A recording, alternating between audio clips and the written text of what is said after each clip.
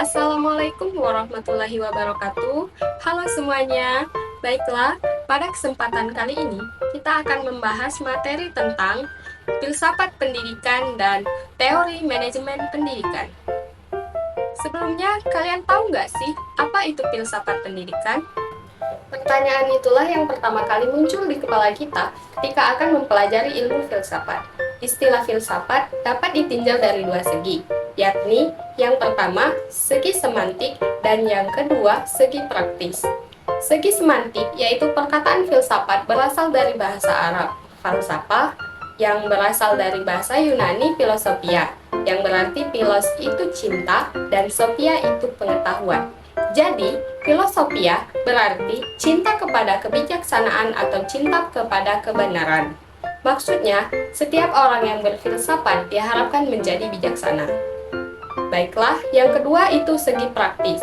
Dilihat dari pengertian praktisnya, filsafat berarti alam pikiran atau alam berpikir. Berfilsafat artinya berpikir. Namun, tidak semua berpikir berarti berfilsafat. Berfilsafat adalah berpikir secara mendalam dan sungguh-sungguh.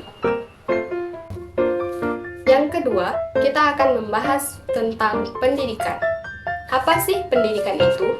Pendidikan atau education secara semantik berasal dari bahasa Yunani paidagogia, yang berarti pergaulan dengan anak-anak. Menurut Langfeld 1971, pendidikan adalah setiap usaha, pengaruh, perlindungan, dan bantuan yang diberikan kepada anak tertuju kepada pendewasan anak itu, atau lebih tepatnya membantu anak agar cukup cakap melaksanakan tugas hidupnya sendiri.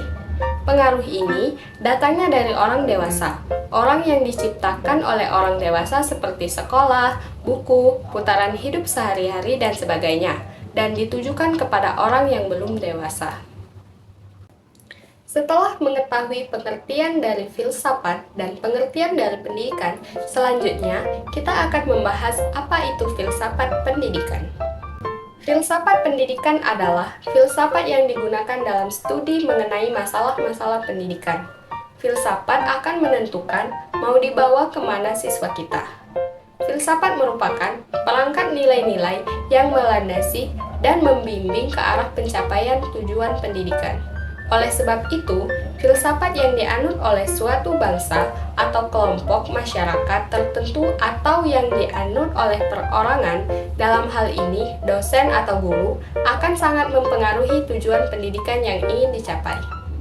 Tujuan utama filsafat pendidikan adalah untuk menganalisis proses belajar mengajar secara lebih mendalam, kritis, dan cermat. Oke, sekarang kita lanjut untuk pembahasan selanjutnya. Teori manajemen pendidikan. Kalian tahu nggak sih, apa itu manajemen pendidikan? Manajemen pendidikan adalah serangkaian kegiatan merencanakan, mengorganisasikan, memotivasi, mengendalikan, dan mengembangkan segala upaya di dalam mengatur dan mendayagunakan sumber manusia, sarana dan prasarana untuk mencapai tujuan pendidikan secara efektif, efisien, dan produktif. Dalam teori manajemen pendidikan, kita akan membahas 3 macam teori. Yang pertama, teori klasik. Yang kedua, teori neoklasik. Dan yang ketiga, teori modern. Yang pertama, teori klasik. Teori klasik berasumsi bahwa pekerja atau manusia itu bersifat rasional, berpikir logik, dan kerja merupakan suatu yang diharapkan. Yang kedua, teori neoklasik. Teori ini muncul karena pada manajer terdapat kelemahan dengan teori klasik. Teori ini berasumsi bahwa manusia itu makhluk sosial dengan mengaktualisasikan dirinya. Yang ketiga, teori modern. Pendekatan ini didasarkan hal-hal yang bersifat situasional. Asumsi yang dipakai adalah bahwa orang itu berlainan dan berubah, baik kebutuhannya, reaksinya, tindakannya sesuai dengan lingkungan. Untuk tujuan utama manajemen pendidikan adalah membentuk kepribadian para pelajar agar sesuai dengan tujuan dari pendidikan nasional dan tingkat perkembangan atau perbaikan untuk usia pendidikan. Baiklah, itulah tadi pembahasan materi tentang filsafat pendidikan dan teori manajemen pendidikan. Sekian, terima kasih. Wassalamualaikum warahmatullahi wabarakatuh.